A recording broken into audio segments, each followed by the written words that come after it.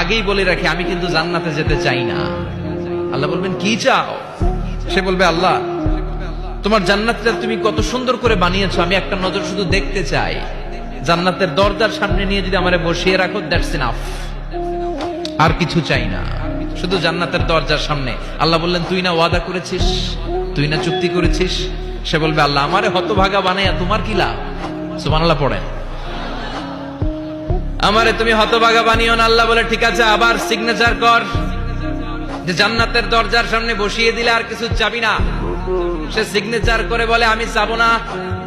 আল্লাহ বললেন জিব্রাইল বেচারারে ধরে জান্নাতের গেটের সামনে বসায় দে। এবার জান্নাতের গেটের সামনে বসে বসে জান্নাতের সৌন্দর্য দেখা শুরু করবে। সুবহানাল্লাহ। এমন সৌন্দর্য যেটা চোখ দিয়ে কেউ দেখে নাই, কান দিয়ে শুনে নাই। ওই সৌন্দর্য চোখে দেখে, কান দিয়ে আওয়াজ শুনে মাগার ভোগ করতে পারে না। অন্তরে জ্বালা আছে না নাই? এয়ার কন্ডিশনের রুমে ঢুকতে না পারলেও, এয়ার কন্ডিশনের রুমের দরজার বাইরে দাঁড়ালো, এয়ার কন্ডিশনের রুমের একটা ঠান্ডা বাতাস গায়ে লাগে না? কথা বলেন তো। ও যখন জান্নাতের দরজার সামনে দাঁড়াবে, ওর গায়েও এরকম জান্নাতের ঠান্ডা বাতাসের হিমেল ছোঁয়া গাটাকে শীতল করে দিবে। ওই শীতল হয়ে যাওয়ার পরে আর তো সহ্য হবে না, আবার আল্লাহরে ডাকবে, মনে মনে ভাববে আর একটু ট্রাই করি না, দোষ কি, আস্তে আস্তে অনেক দূর তো আগাইছি। সুবহানাল্লাহ কইবেন না?